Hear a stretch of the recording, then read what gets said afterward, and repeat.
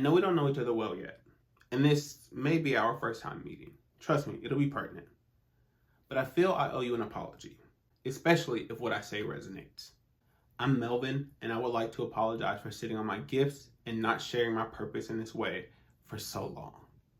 I've let fear, not having the right gear, not feeling like I would even have enough to justify starting a YouTube channel, and a litany of other things stop me from offering what I feel could be valuable and helpful. I'll talk a lot about how I believe the antidote to the strife that we see in the world is our creative gifts, and how a new world must come through us. But for a long time, I've not been making my contribution in the way that feels the most helpful, that feels the most impactful. So I know that that could sound dramatic, but for all the things going wrong in the world and everything happening, I have this undeniable sense that we have a once in a millennia opportunity before us. The blatant and unrepentant power grab and the rush to global control is a wanton attempt to stop what's happening within us and between us. So forgive me and let me explain. Many, if not most, of the systems that we've trusted and relied on are either being destroyed or are showing critical design flaws. The dreams many of us were sold or programmed to pursue are no longer viable or realistic, and the social contract has been obliterated. There is no more, if you do this for me, I'm going to do this for you. And this is mostly at the system level, but it's happening a lot between individuals. But you'd be foolish to follow the guidance from previous generations of finding a good job, to be loyal to that job into retirement, to buy a home instead of wasting it on renting.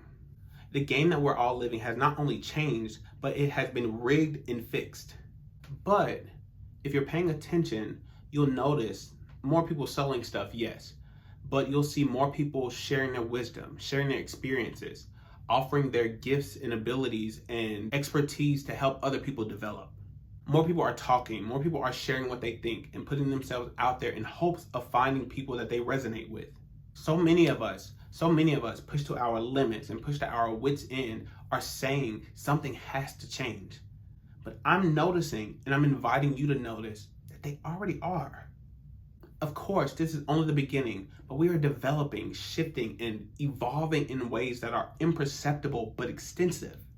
And make no mistake, you and I matter, and we each have a role to play, because the answer that we need to meet this moment will only come from within us and from each other.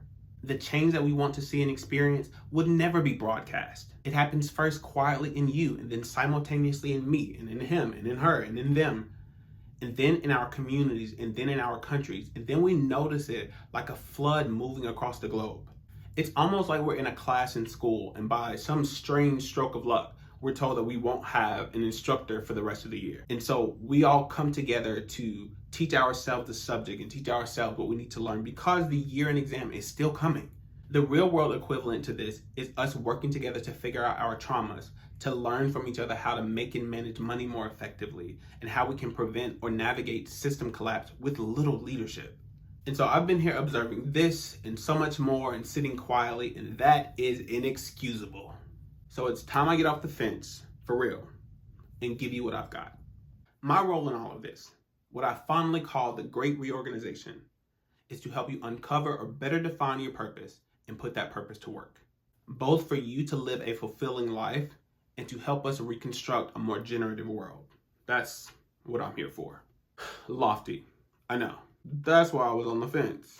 But I believe that we are each designed and configured with all that we need to navigate whatever time period that we live in.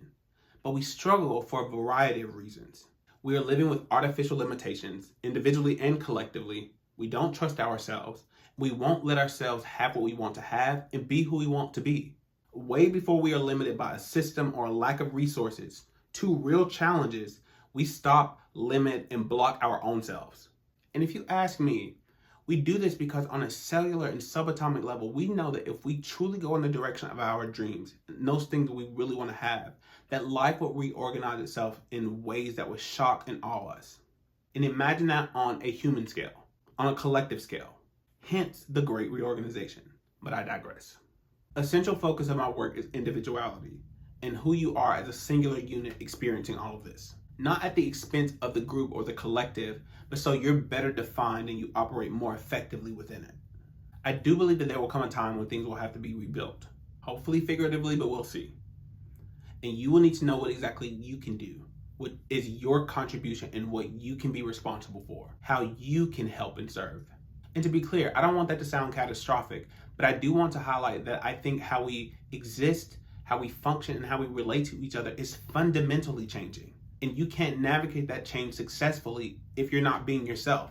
You're having to fight off being your actual self while trying to remember your role and apply it to these new and foreign circumstances. And so as all of this stuff changes, as all of this stuff is drastically transformed, you will want to contribute more than your vote.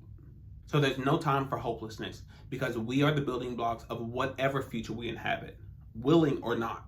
I also think this is good news. It means that you get to narrow your focus toward only that which feels aligned with your sense of self, your purpose, your interests, your core identity. Or said another way, the version of you most want to be, along with the work, relationships, the rights and privileges that come with you being that version of yourself. And so this needn't be narrow, but it needs to be clearly defined enough or softly defined enough that you can say no to things as we move through this time of great and sweeping change. This is not a video about intuition, but sometimes when we're thinking about intuition or knowing what's right for us, is what's right as opposed to what's bad. Sometimes good enough and sometimes great enough can also be distraction from what would feel like the best and most aligned fit. And so you want to be planted in who you are as we navigate all of this, because everything is going to change. And you have beautiful work to do and contribute in this world, this shared experience. Even if that work is something like relaxing, traveling, or just being paid to be beautiful. I follow those content creators, I subscribe and engage with their stuff, and I still want to do this. We're not all having the same experience. The only prerequisite is that it feels true to you. Others might not understand it, others might doubt you or out of concern try to dissuade you from what feels honest and true and aligned with you. But the only prerequisite is that it feels true to you. That's it. Which brings me to the point of this video. I apologize, I'm in the field, I'm out in the open making my contribution. But what about you? Yeah, the apology was sincere, but it was also a trap. This is a come to Jesus. What are you sitting on? What's in your drafts? What's written in that notebook that's tucked away or not tucked away? What do you have bookmarked that you've been delaying sharing? You see all of this stuff going on. You're not going to help us? You're not going to help me? Sorry, I got carried away. But truly, I get it. It's human to underestimate what you have to offer and to be held back and delayed by self-doubt. If I tell you a little trade secret, you don't have to be polished or perfect. Being you is plenty. And you don't have anything else to figure out before you start. You can figure it out on the way. And yes, I'm talking to you. I've been in the same spot where I'm like, this person's talking to it, but I'm talking to you. You don't need a new photo shoot. You don't need new tools. You need to get started and get going. Come stand beside me. We'll go together. And really, all of your reasons for not starting are just creative ways, because you're so creative, to stop yourself from getting in the game. Yes, you can do all those things, sure, but you'll do them with more knowledge because you will have started. So do them on the way. The hardest part, honestly, is when you're sitting on something you want to share or that you feel like you need to offer. Like that taunts. So, I'm not saying that I'm committing to doing this work to the best of my ability with all of my heart to help you and me uncover our greatest potential and to make it real. But I'm also not saying that. But seriously, what I am saying is, it's time to get to work. You and me both. So if you're down, like and subscribe me. Because we are going to take this thing pretty far. Like, I'm living out in the future, and I think we've got some dope stuff to create together. So with that, goodbye, and I'll talk to you next time.